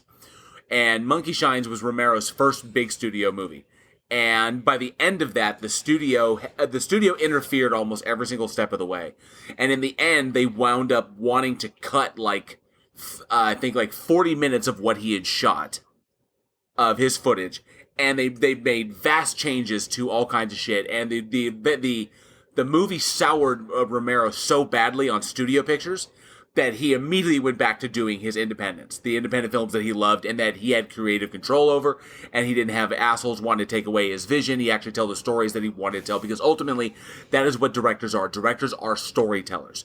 Their job is to tell the story in a visual format and to make that happen. As much like the storytellers who would say, when your parents sitting there reading you a book and you can hear and through their voices you can see the kind of characters in your mind.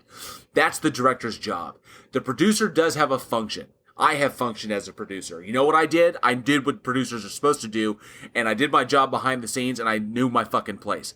Now, I'm not saying that all producers need to do that, but there has to be a line between between what the producer knows can be done and infringing upon the director's vision.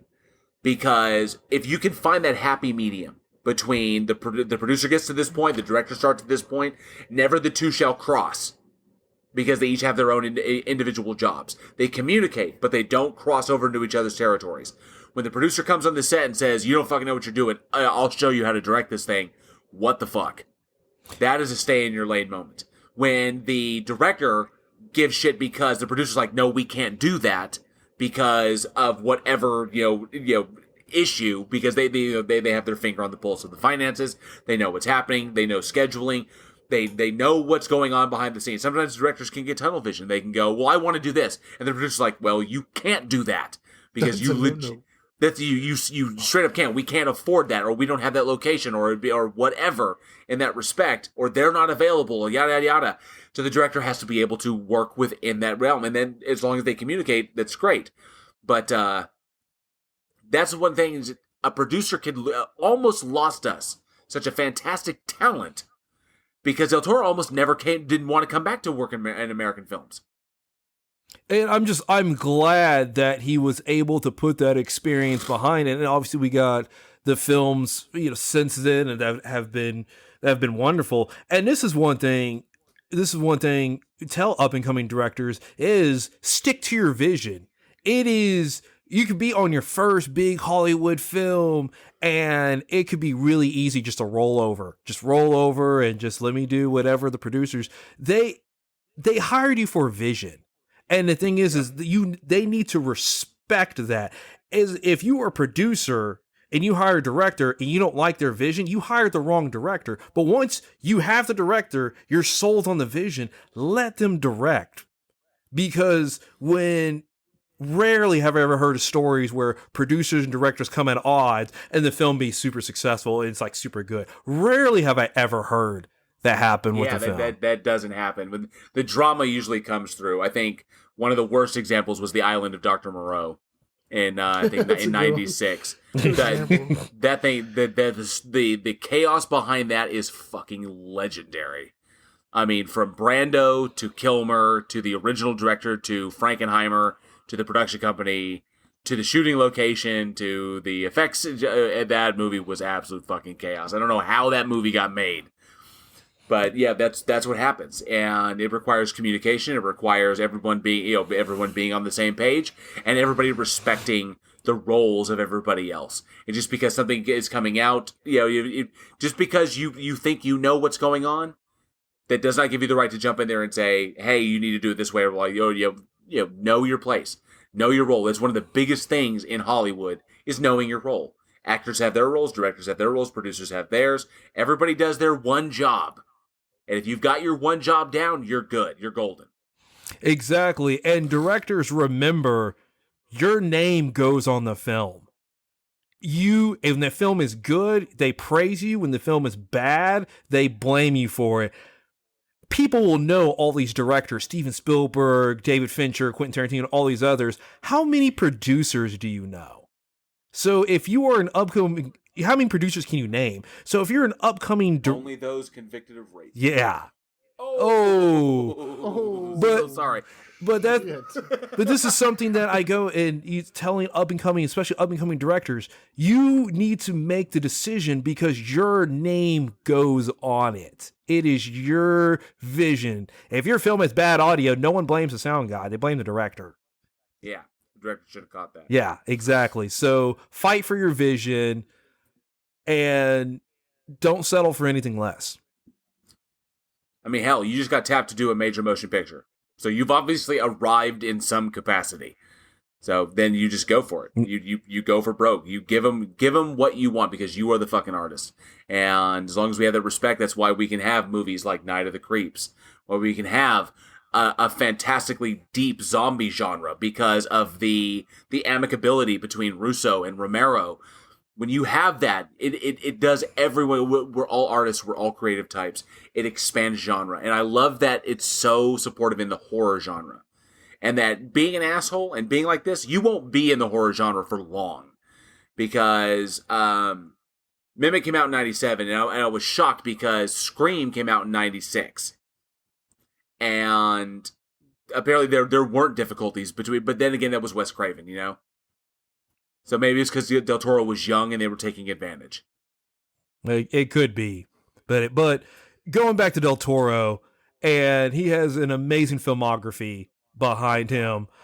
Let us know, what is your favorite Del Toro film? Could it possibly be Mimic, or Hellboy and the Golden Army, or Kronos, or The Shape of Water, and the list goes on and on and on and on. What is your favorite Del Toro film? That is such a that's a hard question.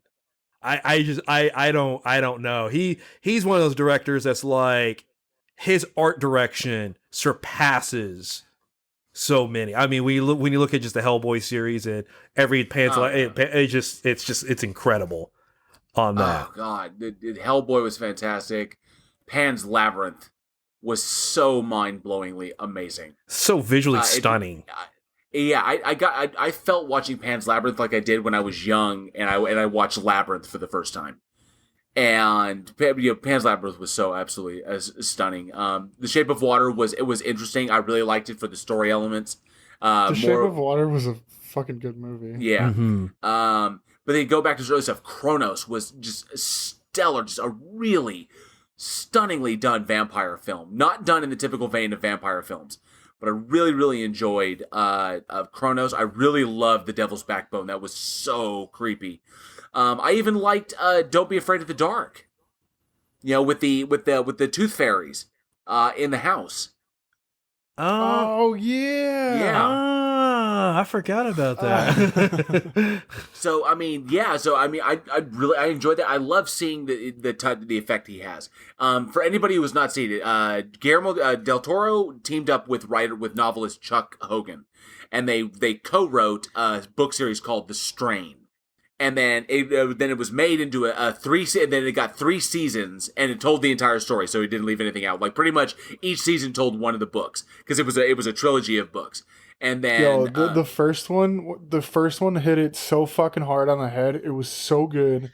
Yes. It followed the book so well, and I was like, yeah, this is gonna be good. And if you're not aware of it, it was adapted for television. It was on FX, and I fucking loved that show. That was a brutal show too. It's on one of the streaming services. I think it might be on Hulu. That was a rough fucking show. And I'll never forget, like, at the end of the whole fucking thing when he like busts out, when the fucking one main bad dude busts out the fucking wooden window, and like, I think it was actually the end of season 2. I think that was 2. Yeah. I think that was where they almost had his ass on the ropes. Yeah. And then I was like kind of, there was like a little lull in season 2. I mean, it still followed the book and everything. There's like a little lull, and then it wrapped up into that. And I was like, all right, well, I'm coming back to season 3. Fuck yeah. So, but yeah. God, and what are you talking about? You haven't even named the best Del Toro movie ever, which was Kung Fu Panda 3.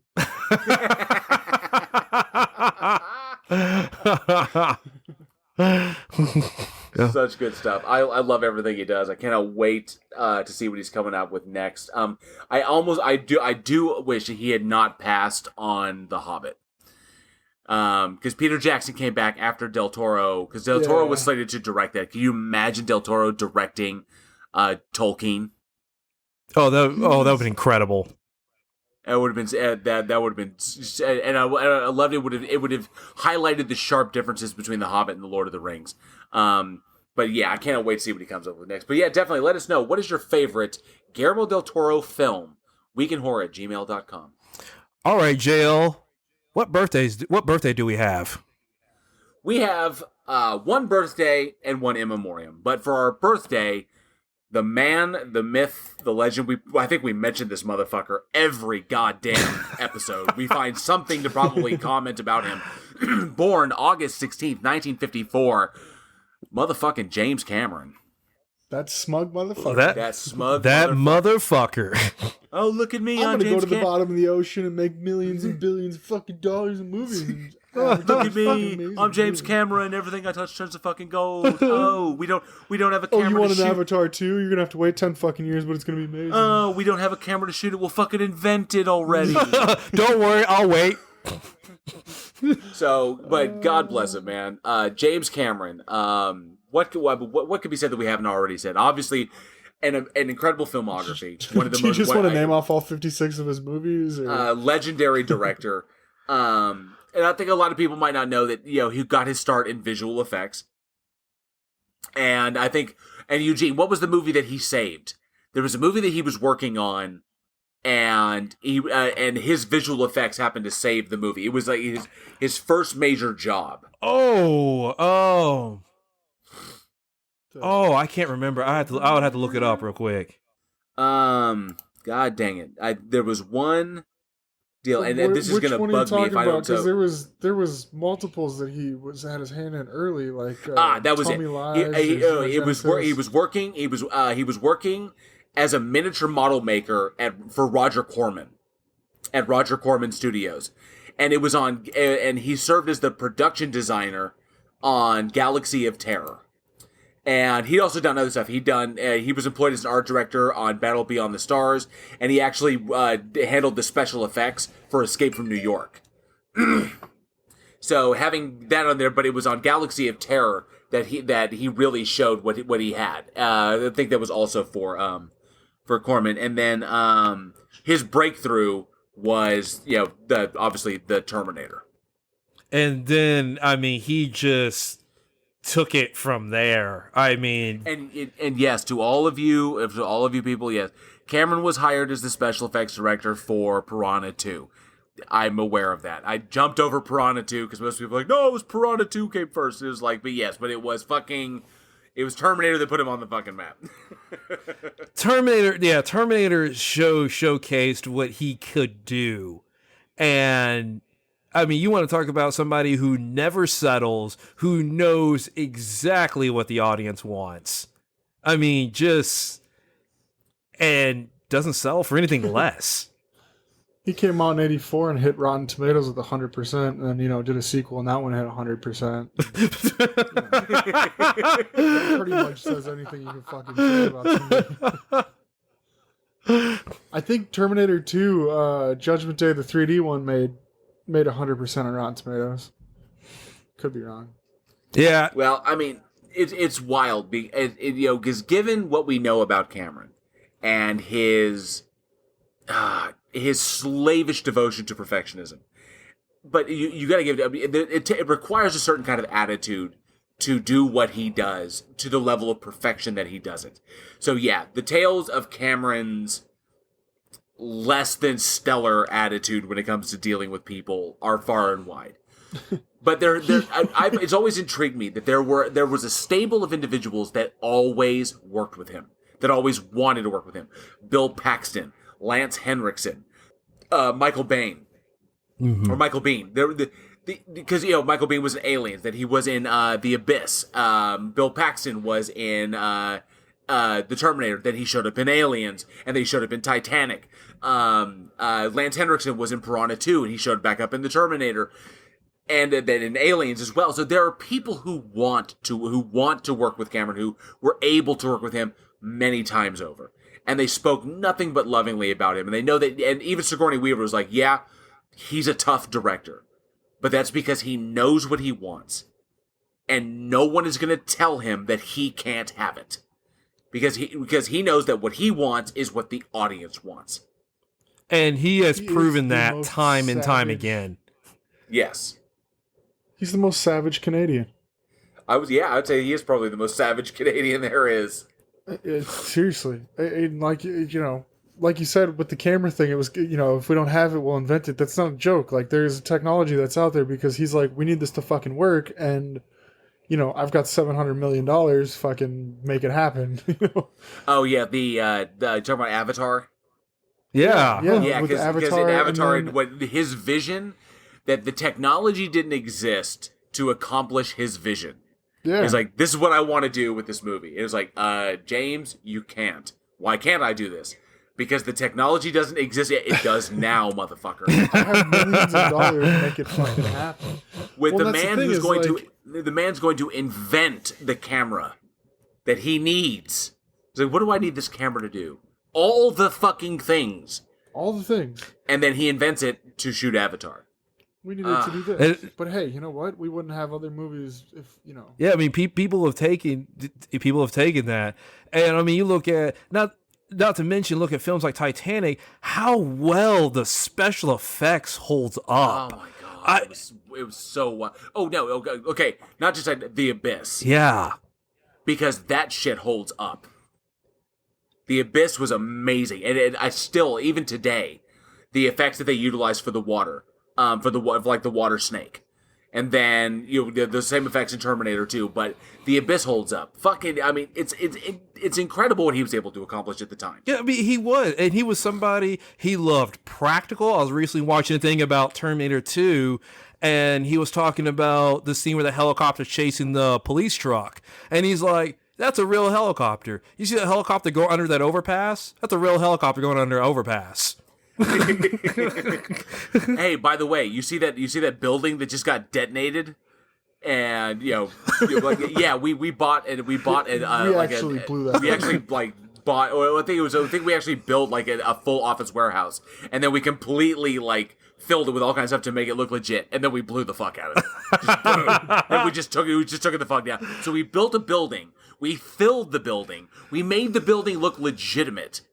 With all the cubicles and the desks and the phones and the computers and everything all over the place and we literally set it all up just to blow the shit up, because it's like they went to a fucking city and they're like, hey, so we want to do this thing, and they're like, okay, cool, what kind of thing?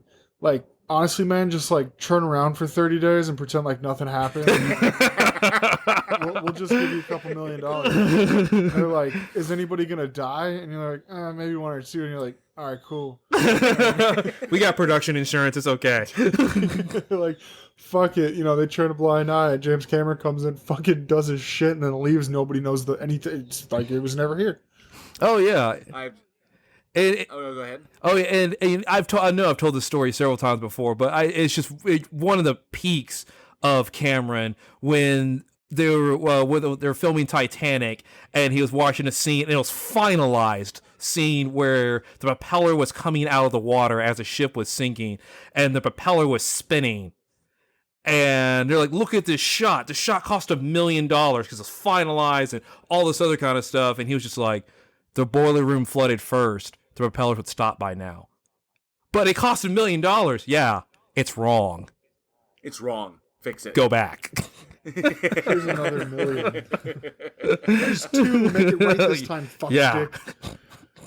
I'm trying to imagine, the people around him who I've heard the majority of which are terrified of him, especially when he gets into a mood.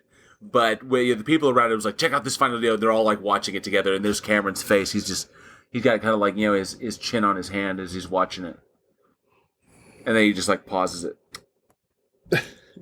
The boiler room flooded first. The propellers wouldn't be spinning, and then everyone is just dead fucking silent all around him, wondering who's going to take the blame. Who has lost their job? Who is first on the chopping block to James Cameron? But given his successes, and he's still going strong. This is not a director in his twilight years. We still got Avatar movies coming out. He's got all kinds of crazy. I'm assuming he's inventing the technology he needs to shoot more movies. I'm not 100% sure, but he's running for it. Avatar was the first movie to gross $1 billion worldwide. Since defeated by Marvel and Disney, the conglomerate. But I mean, it took Disney and Marvel combined to best James Cameron's record. I think it was. Titanic was the first to gross $1 billion, and then Avatar beat Titanic. He beat his own movie. He beat his own movie, and then Obviously it took up to it took Disney and Marvel together plus a combined 10 years of movies to lead up to the movie that would defeat James Cameron. And James Cameron's already filming Avatar 2, 3, 4, and 5. Oh my God, there's gonna be fucking 4 more. 4 more. And each of those are gonna hit $1 billion. He's about to blow Marvel out of the water on his own original content. One franchise, billions and billions and billions and billions of stars. Billions and billions. Sorry, what a little Carl Sagan there. I get kind of starry-eyed to think about I can think about the level of his work and the shit that he does. I was like, billions and billions of dollars. But bless him. James Cameron, he is putting it out there. I have loved everything he's put out. I've never seen him drop the ball once. Even his documentary stuff goes to the deep. Just fascinating shit. When you've got the James Cameron is, whereas Donald Trump is what happens when The Secret gets into the wrong hands. James Cameron is when The Secret gets into the right hands. It really is. Because I don't know. I'm making that joke. I hope the listeners are laughing. My co-hosts are not laughing because they probably don't know what The Secret is about. Nope. It's pretty much it's a self-help book, is what it is. Oh, okay. About visualizing what you want and then attaining it and shit like that. But Donald Trump is what happens when The Secret gets into the wrong hands, and then James Cameron's what happens when it gets into the right hands. The guy's vision is unmatched, and he's absolutely. I mean, obviously, we talk about Cameron in the same vein as we talk about Spielberg, as we talk about Kubrick, Todd Browning, all the way back to Todd Browning. So what more could we say, man? We can't wait to see, the new Avatar films, whatever you've got coming up next. It's going to be fucking amazing. Happy birthday to James Cameron. Happy birthday, James. Happy birthday, man. And Alex, we've got our one in memoriam. Someone we want to remember today. Who we got? We do. We've got Angus Scrimm as our in memoriam today. Born August 19th, 1926. Passed away January 9th, 2016. Pretty recently. He's an old dude, man. That was a long life for being born in 26. Oh yeah. Something cool, and I'm so glad we get to talk about Angus Scrimm. That number one, the guy was absolutely cool. Cut from the same cloth as people like Christopher Lee and Peter Cushing. Obviously, everybody knows him as the tall man from Phantasm, and one of the coolest things I saw was this was a few months before he passed, or this was in 2015. I caught him at Texas Frightmare Weekend, and even at that age, he was still able to do I got to see him do the boy. I got to see him do that live, and it was just, and even at that age, he could still fucking knock your socks off. That voice had not changed in all those years. I'm so glad he got to wrap up the Phantasm series with Phantasm Ravager. I actually really enjoyed that as a kind of conclusion to the Phantasm franchise, to Coscarelli's Phantasm franchise. God, he was such a cool fucking dude with an awesome fucking kind of backstory. Just the stuff in his life I don't think is what people would expect. I mean, you're right. I mean, I'm just looking back at just some of his filmography, and obviously we talked about the Phantasm series. He has that voice that carries, and I forgot that he was in Chopping Mall too. Which I love Chopping Mall. It's definitely one of my guilty pleasures films. But I mean, he's incredible. He was a regular on Alias. He was on another guilty pleasure, my TV show Coupling. Yes. That's a fantastic show that most people have never even heard of. But just all the way around, just incredible. He was in. We talked about it on the last episode in Subspecies, that he was King Vladislav. Oh yeah, you're right. Subspecies, yeah. It's pretty sick. There's a bunch of cool stuff that he was in. He was in Transylvania Twist, where he also kind of parodied himself as the tall man, because he played the tall man twice by that point. If anybody has not seen it, we've talked about it before. The Masters of Horror series that aired on Showtime. He was an incident on and off a mountain road. He was really, really good in that one. And of course, one of my favorites of his was he played the priest in John Dies at the End. Y'all caught that one, right? John Dies at the End? Yeah. I've heard of it, but I haven't seen it. Really? Really? So let me tell you. Okay, Alex, you know the scene I'm talking about? Yeah, When he's talking to the priest on the phone? It goes dark really fucking quick. You're like, wait a second.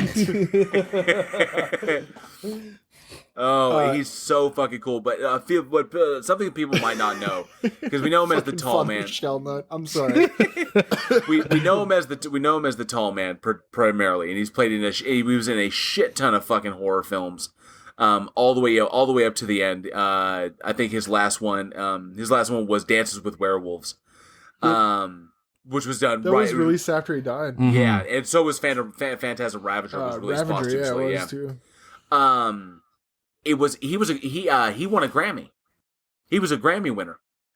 And no, not for singing, as most people might think, but apparently, because early in his career, he was he was a liner notes writer for Columbia House, writing the liner notes for cassettes, CDs, and he won a Grammy for his work doing that. I didn't know that. I didn't know that you could win a Grammy for writing liner notes. So yes, he was a Grammy winning actor as well. He was also an author and a journalist, who wrote and edited for TV Guide, for Cinema Magazine, and the LA Examiner, which is wild. Oh, it was for Capitol Records. He worked for Capitol Records as a Columbia House.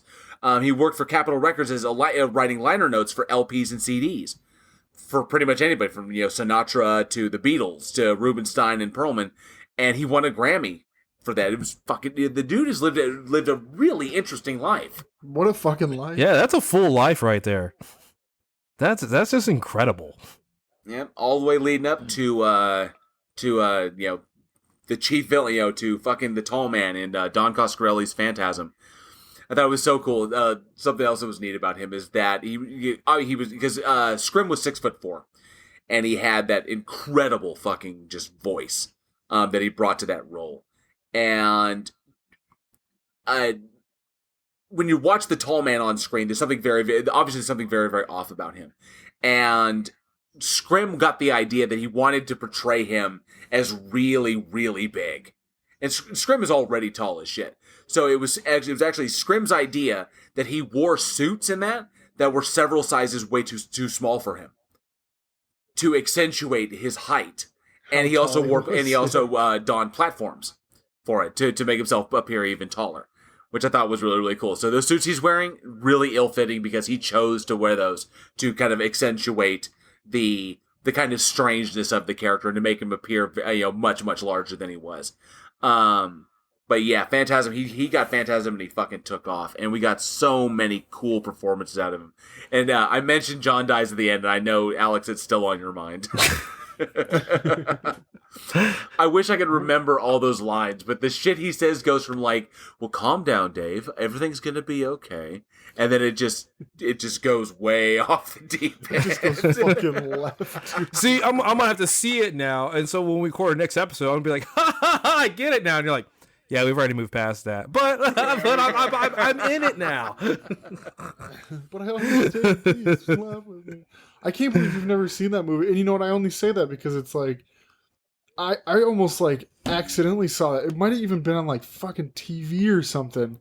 And I heard about it, people talked about it, and then it was like, I was almost forced to watch it because it was everywhere. It's on Netflix right now. I know you can check it out there. Is it right now? Yeah, I'm pretty sure it's still on Netflix. All right, watch it on Netflix then. Definitely. So yes, we wanted to pay some respect to one of the horror legends, Angus Scrim. If you ever get a chance to see something really, really kooky, he did a Fangoria commercial, which you can find on YouTube, where he pretty much is kind of like he's pretty much being the tall man, and apparently the tall man likes to read Fangoria in between embalming bodies and and turning them into demonic midgets and shit. It's just a really cute commercial that he did for Fangoria magazine. Really, really fun. Just cool stuff like that. He obviously loved the role, and we miss him terribly because everything he did was just so awesome. But yeah, so rest in peace, Angus Scrim. We miss you, bud. Rest in peace, Angus. Sleep well. All right. Well, thank you all so much to all of our listeners for joining us again for another episode of Week in Horror. As always, you can check us out at weekinhorror.net. You can join our mailing list and get in the running for a mystery horror shirt every single month. You join our mailing list, you are permanently in that running. So every month we do a drawing on the 1st for a mystery horror shirt. Who knows what it might be? It could be They Live. It could be Friday the 13th. It could be this one that has a giant goat on it. I think it's from The Witch. I'm not 100% sure. But we have all kinds of cool stuff that we like to give away. So definitely jump over to weekinhorror.net and check this out. And as always, you can hit us back with any feedback, comments, questions, anything you may have at weekinhorror@gmail.com. We love to hear from you. We love hearing your comments. We love hearing you bitch about how Alex is fucking everything up. I'm just kidding. I'm the one fucking everything up this episode. But you can bitch to me this time. Remember. God, it's nice to have a break. Remember, fuck you, JL. Hit us up, weekinhorror@gmail.com. If you really, really, really love what we do here at this show, you can definitely support the show. If you can support the show at patreon.com/weekinhorror. At patreon.com, we have tiers as low as $1 a month, and you get a shout out on the show. And of course, our higher tiers allow for early access to our bonus content, including our Bloodbath and our After Dark. Our Bloodbath debates and our After Dark sessions with our special guests every single month. You get early access to those, depending upon the tier that you choose. But we have them as low as $1, and that money goes right back into the show to improve our production value and bring you the best content we can every single fucking week. New episodes every Sunday at noon. You can check us out on Facebook and Twitter, where we have our daily splatter, a little bit of horror news every single day right to your feed. You get it right after lunch. I scheduled it purposely like that. So you're eating your sandwich and then you read something gory and it's awesome. And then, of course, Eugene has been the man and has gotten us on YouTube. We have a fucking YouTube channel, Week in Horror. Just search us there. You can like us, subscribe to us, like those videos, comment to us. We try to comment to every single person who comments on our vids. We love you guys. We love engaging with you. Definitely jump on there and check us out. All of our episodes are going to be up there pretty soon. And, of course, we also have merch. At our Teespring store, we have t-shirts. We have original Week in Horror Season 1 cover art t-shirts. We have Week in Horror coffee mugs and Week in Horror die-cut stickers. I know it's a fucking sticker now. But stickers. I'm going to put a magnet on there, I promise. There will be a cool fucking magnet that you can put on your fridge. Week in Horror. But definitely, check our stuff out there. All kinds of cool stuff, and we have even more in the works. We have our season finale coming up on the 16th of September 16th, our season 1 finale. It's going to be a live stream event on YouTube. It's going to be fucking epic. We hope you guys join us for that. As always, thank you so much. We really appreciate it. And I'm Eugene. I'm Alex. And I'm JL. We'll see you next week, and as always, stay scared.